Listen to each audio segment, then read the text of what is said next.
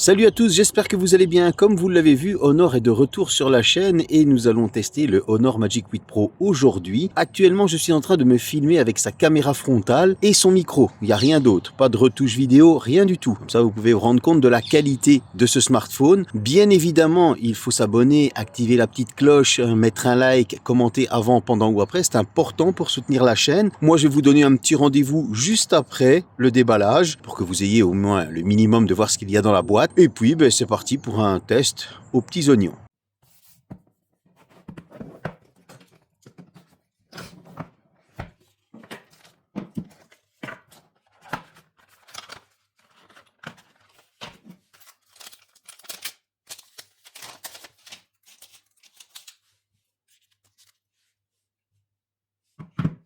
Vous le savez, quand je suis à cette place, c'est pour les hauts de gamme et ultra haut de gamme, ainsi que mes petites histoires. En tout cas, une chose est sûre, je ne vais pas vous raconter des histoires sur ce Honor Magic 8 Pro parce qu'une fois qu'on le déballe, c'est comme l'intro. On est sur un capteur frontal très qualitatif, un micro très qualitatif et des matériaux très qualitatifs. Même les qualités d'assemblage. On va avoir quelque chose de très agréable au toucher, des bords plats, des coins arrondis. C'est vrai que le bloc optique à l'arrière est assez imposant, mais quand on sait que je suis un utilisateur du Xiaomi 15 Ultra, je vais pas m'en plaindre, personnellement, surtout si on a de la qualité derrière. Au-dessus, on aura micro, haut-parleur, le côté gauche étant totalement épuré, le côté droit bouton d'extinction de l'image et du volume. Sur le dessus, on retrouvera un tiroir de carte SIM, un micro, USB type C et second haut-parleur. On a un écran qui est plat, mais si on regarde les bords, ils sont légèrement incurvés, un peu comme un effet 3D. On a une espèce de pilule en haut, c'est la fameuse capsule de chez Honor pour vous donner cette petite sensation de Dynamic Island, un capteur sous l'écran, bref, on a un smartphone qui honnêtement tient très bien en main et le bloc optique à l'arrière ne va pas trop déséquilibrer le smartphone, donc je trouve qu'on est sur quelque chose de très qualitatif. En tout cas, une chose est sûre, c'est qu'on peut même mettre son doigt juste en dessous pour lui donner un équilibre, ce qui donnera moins de poids à votre petit doigt lorsque vous tenez votre smartphone comme ça. Bref, du côté du design, moi personnellement, j'aime bien. Certains n'aimeront pas le gros bloc optique, mais en tout cas, pour ce qui est de la fiche technique, elle est très fournie avec un 219 grammes de l'IP68 IP69K. On aura du nano SIM et du eSIM pour la 5G. Vous allez avoir du Bluetooth 6.0, du Wi-Fi 7. Bref, on est très bien servi. Et qu'est-ce que ça vaut?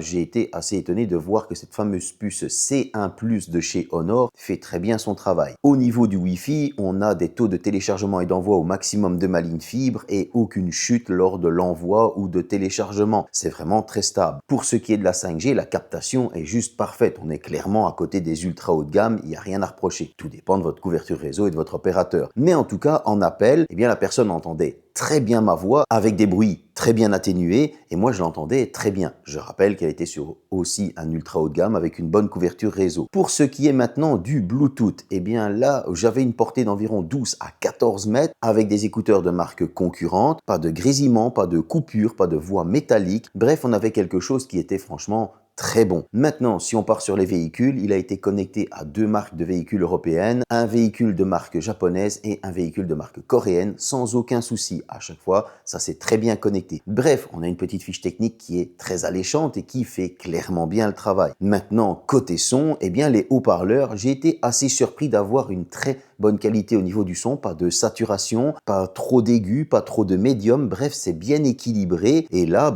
il faut quand même avouer que ça devient assez rare d'avoir un très bon son, la référence étant toujours les iPhones, vous le savez bien. Ici, on est vraiment à l'équivalent de la concurrence, Xiaomi 15 Ultra, S25 Ultra, qui viennent titiller l'iPhone. Et je me demande même si ce Magic 8 Pro ne vient pas titiller un petit peu plus. Et ce son sera accompagné d'un excellent écran avec lequel vous pourrez regarder vos films, vos séries ou jouer à des jeux vidéo par exemple et aller sur vos réseaux sociaux. Parce qu'il est de 6,71 pouces en OLED LTPO. Il va descendre jusqu'à 1 Hz, monter jusqu'à 120 Hz avec de l'HDR vivide, du Dolby Vision, 6000 nits de luminosité, un PWM à 4320 pour les personnes un peu plus sensibles et ça c'est important de le signaler, pour une résolution en 1256 par 2808. Bref, il est protégé également par par du Nano Crystal Shield, ce qui le rend très résistant. Bien évidemment, je ne vais pas vous mentir, j'ai pas fait les tests de résistance comme sur le Magic 8 Lite, celui-ci étant plus onéreux et honnêtement, on va faire confiance à ceux qui le font sur internet. Bref, on a un écran qui est juste excellent. Il est totalement exploitable à l'extérieur, une excellente luminosité et cette fois-ci, ce 6000 nits, j'ai vu la différence par rapport à des smartphones qui sont en 3000 nits. Je n'avais pas remarqué cette différence avec le Magic 8 Lite, c'était très léger. Ici, on voit vraiment une différence, c'est totalement exploitable. Un écran qui est vraiment fluide, un écran qui est franchement top à utiliser, pas de ralentissement, pas de saccade, pas de bug, de lag, je sais pas comment vous appelez ça, mais en tout cas, c'est très agréable. Une colorimétrie qui, personnellement, je trouve, est franchement très bonne, avec du détail pour cette résolution. Bref, vous allez avoir des noirs très profonds grâce au OLED, vous pourrez être bien immergé dans vos films, vos séries et même vos jeux vidéo, et on aura quelque chose de très fluide pour l'utiliser tous les jours, nos messages, nos réseaux sociaux ou autres.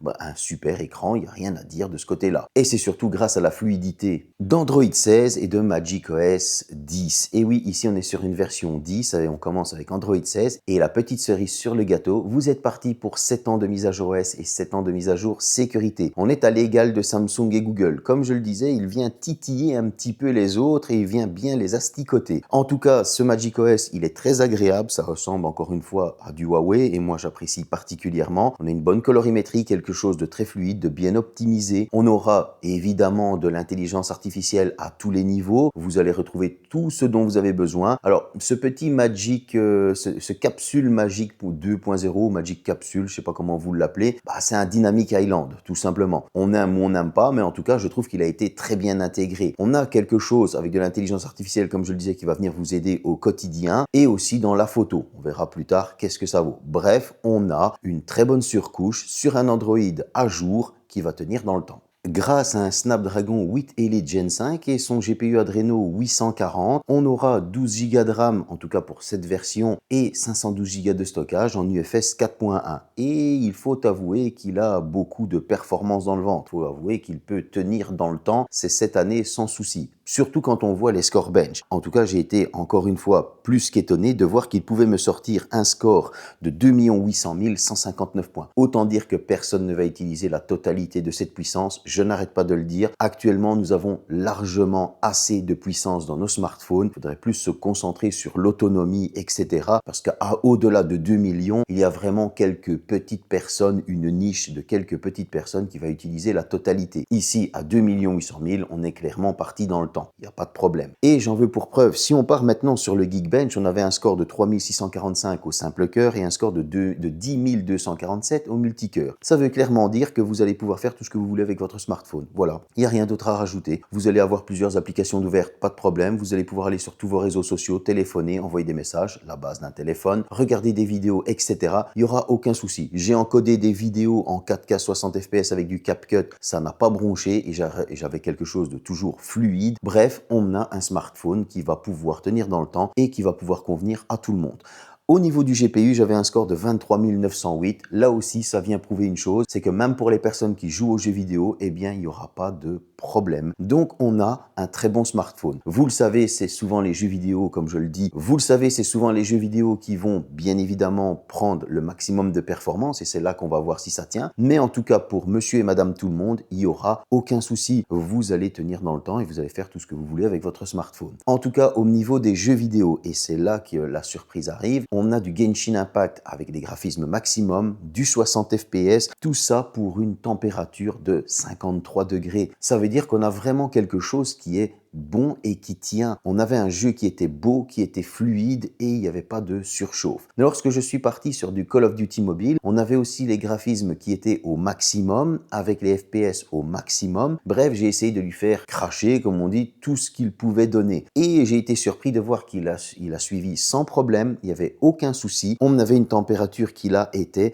de 2 degrés supplémentaires pour un jeu qui était beau, 55 degrés. Je n'ai pas ressenti la chaleur, en tout cas au niveau des mains, on avait quelque chose de bien dissipé proportionnellement sur le téléphone. Donc, c'est quand même quelque chose de très agréable. Et là, je me suis dit, on va aller sur du Fortnite. Le Fortnite, quant à lui, je l'ai mis en 60 fps. Je me suis bloqué à ça. Je n'ai pas voulu aller plus loin, mais j'ai mis les graphismes un petit peu plus haut. Et belle surprise, on était plus souvent à du 64, 67 fps avec un jeu qui était fluide, qui était stable et je n'avais pas de ralentissement ou de bug ou quelque chose comme ça. On avait quelque chose de très agréable à jouer. Cependant, les températures ont vite grimpé. J'étais à du 60 degrés et lorsque j'ai demandé du 120 fps, là, c'est vrai que je suis monté quand même à du 67 degrés. Bon, il faut savoir qu'au-delà des 67 degrés, j'ai commencé à sentir un peu de thermal throttling. Ça veut dire que j'étais souvent à 124, 125 fps et puis ça a chuté un petit peu à du 110 à mon avis. Là, il y avait ce thermal throttling et il fallait que le processeur se refroidisse. Mais en tout cas, on a quelque chose d'hyper performant qui tiendra dans le temps et qui va clairement convenir à tout le monde. Au niveau de la photo, bon, étant malade, je n'ai pas pu faire de visite énorme, malheureusement, mais j'ai quand même pu faire quelques trucs pour me rendre compte de la qualité de ce smartphone. Et qualité, elle est très présente. Quand je dis qu'il va venir titiller les S25 Ultra, Xiaomi 15 Ultra, etc.,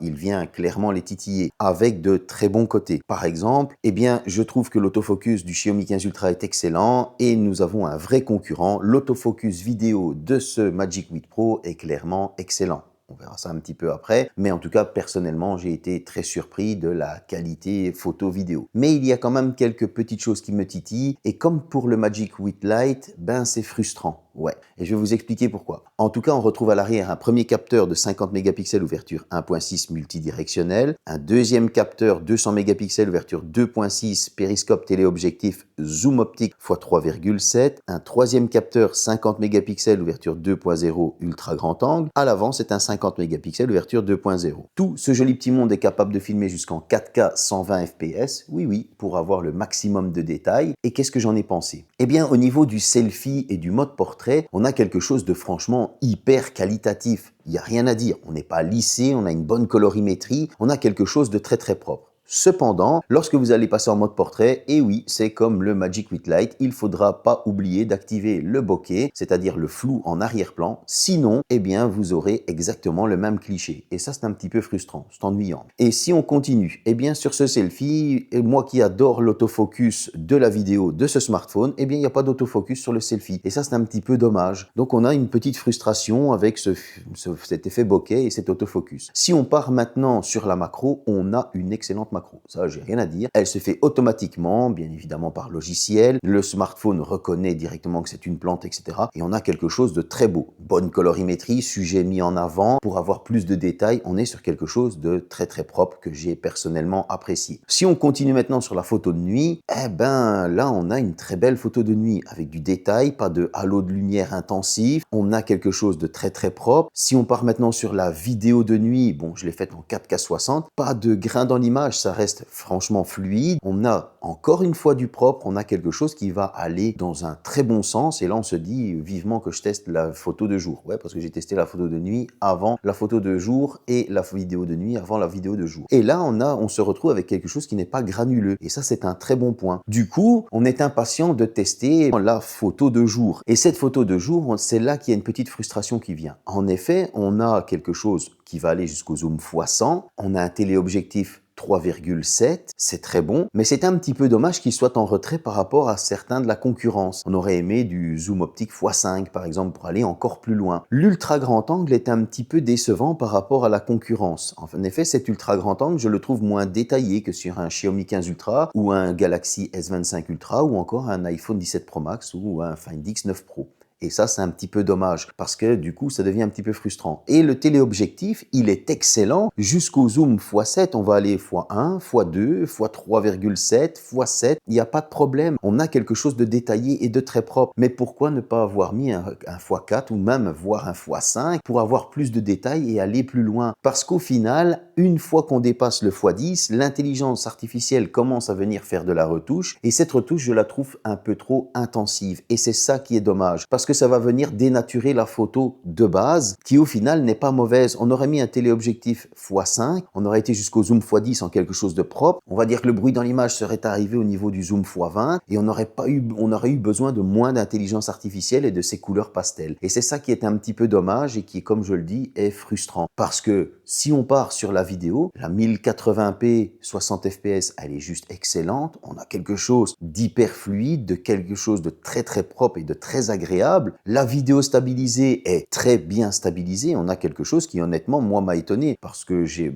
comme vous savez, un souci à la jambe, je boite et j'ai vu qu'on avait quelque chose de très stabilisé, donc franchement très propre. La 4K30 ou la 4K60, il n'y a rien à dire. Une 4K30 sans artefact, fluide. Je me suis même dit quand même pour du 30 fps, on est sur quelque chose de très propre. Et puis je suis parti sur la 4K60 et encore surprise, on n'a pas de couleur dénaturée, on a quelque chose de très réaliste avec de la fluidité. Et comme je le disais, on a un autofocus en vidéo qui, honnêtement, moi, m'a fait plaisir. J'ai pu filmer des choses sans que l'autofocus se balade à gauche et à droite, comme j'ai sur un S25 Ultra ou un iPhone 17 Pro Max. On est sur un très bon autofocus, comme sur mon Xiaomi 15 Ultra. Et ça, j'ai adoré. Et puis, on a la 4K 120, celle qui nous donne plus de détails, celle que vous allez pouvoir faire des ralentis si vous voulez. Bref, on a une partie photo qui est franchement bonne, mais qui est un petit peu gâchée par cette fiche technique qu'on aurait pu améliorer et cette IA qui est trop qui vient trop s'immiscer dans nos photos. Et ça, c'est dommage. Parce que honnêtement, il est bon en photo, il est bon en vidéo. Et clairement, c'est un challenger pour tous les smartphones qu'on n'arrête pas de citer à longueur d'année. Et si je dois choisir, il est clairement mieux qu'un iPhone 17 Pro Max. Avec une batterie de 6200 mAh, une charge rapide de 100 watts et une charge sans fil de 80 watts, qu'est-ce que j'ai pensé de l'autonomie?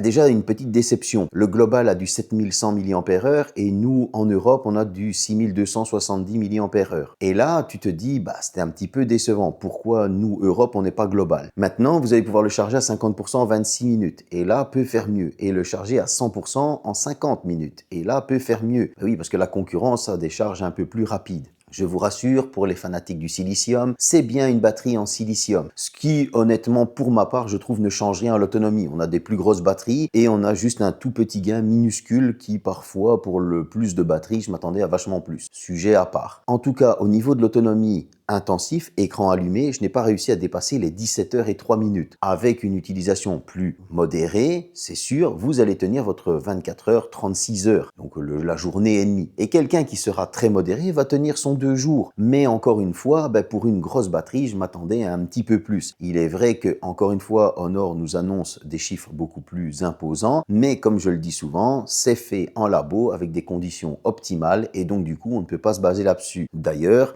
mon utilisation à moi ne correspond peut-être pas à votre utilisation à vous. Moi, je vous donne sur quoi je me suis basé, c'est-à-dire une utilisation intensive et une utilisation plus modérée, c'est-à-dire avec bien évidemment l'écran en veille et autres. En tout cas, on a une autonomie qui aurait pu être un petit peu mieux. Parlons maintenant des petites choses que je n'ai pas parlé tout au long de cette vidéo. Je le fais souvent pour les ultra haut de gamme. C'est par exemple le bouton physique que l'on voit dans le design mais que je ne cite pas. Non, je n'ai pas oublié, mais simplement ce genre de bouton, souvent, je ne vais pas l'utiliser ou il me casse la tête parce que lorsque je vais fixer mon téléphone ou autre, je vais faire un faux appui, ça lance l'application et ça m'énerve. Et c'est pour ça que sur un iPhone 17 Pro Max ou autre, je le désactive. Mais j'ai quand même testé sur ce Magic 8 Pro. Et honnêtement, félicitations Honor. Pourquoi? Parce qu'on a un bouton avec lequel j'ai mis une fonctionnalité, j'ai voulu le fixer et il n'y a pas eu de faux appui. Et ça, c'est un très bon point. Ça veut quand même dire qu'il y a quelque chose qui a été étudié derrière, donc il faut quand même le signaler et je voulais le mettre dans une petite partie à part. Deuxième petite partie à part, vous le savez, on a le fameux Face ID sur iPhone. On avait déjà ça, par exemple, sur le Huawei Mate 20 Pro, etc. Ici, on a une reconnaissance faciale en 3D qui, honnêtement, n'a rien à envier à un iPhone. Ça fait clairement très bien le travail. Ce sont des petites parties que je dois citer parce que là, j'ai été étonné de la qualité de cette reconnaissance faciale 3D qui n'a rien à envier à ce fameux iPhone 17 Pro Max ou aux iPhones que l'on connaît surtout pour ça. Nous sommes sur un tarif à 1045 € pour cette version 12 Go de RAM, 512 Go de stockage. Et je dois dire que j'ai été assez étonné. Vous savez, j'ai des téléphones de référence que j'utilise plus souvent et là je me suis surpris à bien utiliser cet Honor Magic 8 Pro. À un moment donné, j'étais aux urgences à l'hôpital avec ma femme, je lui ai dit dommage que j'ai pas le Magic 8 Pro avec moi, j'avais cette merde d'iPhone et là je me suis dit tiens, bah, je suis surpris de ma parole. Pourquoi? Ben parce que, bah, vous le savez, moi, par le passé, quand il y a des défauts, je l'ai dit, quand il y a des qualités, je l'ai dit. Et ici, il y a beaucoup de qualités. Mais il a quand même quelques petits défauts. Quels sont les défauts? Après, on va citer un nombre incalculable de qualités. Les défauts. Le premier, pour ma part, ben oui, c'est cette intelligence artificielle qui est un peu trop omniprésente dans la photo et qui vient gâcher pour trop la travailler. Et ça, ben, pour moi, c'est un petit défaut. Le deuxième petit défaut vient du fait que cet ultra grand angle est un petit peu décevant par rapport à la concurrence. Le troisième petit défaut, ben, c'est dommage qu'il n'y a pas un autofocus aussi excellent en vidéo que sur le selfie, parce qu'il n'y en a pas sur le selfie, et ça c'est dommage. Vous me direz, Honor va juste faire une mise à jour et ce sera corrigé. Donc c'est pour ça que je dis petit défaut. Maintenant, si pour moi je dois rajouter un défaut, ben c'est tout simplement cette autonomie. Ben oui, on a quand même une grosse batterie et l'autonomie est un petit peu juste pour moi, parce qu'à l'utilisation intensive, j'ai déjà fait du 24 heures, voire même un peu plus, et donc du coup je m'attendais à plus. Mais attention, je dis un défaut, mais ce n'est pas mauvais. J'ai déjà vu bien pire, avec du 12 heures, etc. Donc ça reste quand même des défauts minimes. En tout cas, pour ce qui est du design, etc., d'autres diront que le bloc arrière est trop gros. Moi, ça ne me dérange pas. Je suis utilisateur de Xiaomi 15 Ultra. Si on part sur les qualités, et là, on a quelque chose de pépite. IP68, IP69K, du Nano Crystal Shield qui protège l'écran encore plus pour les chutes ou autres, 7 ans de mise à jour sécurité et OS. On aura également un excellent design très agréable au toucher, assez bien équilibré, avec de très belles qualités de finition, mais ça ne s'arrête pas là. On va avoir un capteur 200 mégapixels qui est franchement très qualitatif, une vidéo qui est très qualitative, un autofocus en vidéo, ça je tiens à le préciser parce que c'est quelque chose que j'aime bien, qui est franchement excellent et très rapide, un smartphone performant, un smartphone avec un écran très lumineux, franchement il a énormément de qualité. Et moi, souvent, je dis qualité et défaut. Et là, comme j'ai dit, je me suis surpris à dire à ma femme, j'aurais dû prendre le Magic 8 Pro, parce que c'était dans ma période de test. Mais souvent, c'est des choses que je ne dis pas. Et là, je me suis rendu compte que c'est quelque chose qui, au final, ben, si j'avais pas un Xiaomi 15 Ultra ou un S25 Ultra, ben, je serais avec ce téléphone à ce moment-là. Au final, si on doit continuer dans les qualités, on va aussi citer cette reconnaissance faciale 3D, ce bouton physique supplémentaire paramétrable qui ne fait pas de fausses touches. Bref, j'ai pas mal de qualités à lui citer. Et là, ben, honnêtement, je dois reconnaître que par rapport à l'ancien Honor que je n'avais pas aimé et que ben, forcément beaucoup m'ont critiqué pour ma vidéo, ici, ce n'est pas pour me faire pardonner. On a vraiment quelque chose d'excellent qui pourrait faire de l'ombre aux iPhone S25 Ultra, Xiaomi 15 Ultra sans aucun problème parce qu'ils ont un vrai concurrent en face et ça, bah, c'est toujours pour notre plaisir d'avoir de la concurrence dans les marques. En tout cas, j'espère que cette petite vidéo vous a plu. N'hésitez pas à vous abonner, à mettre un like, activer la petite cloche et bien évidemment, on va commenter pour me dire qu'est-ce que vous pensez de ce téléphone.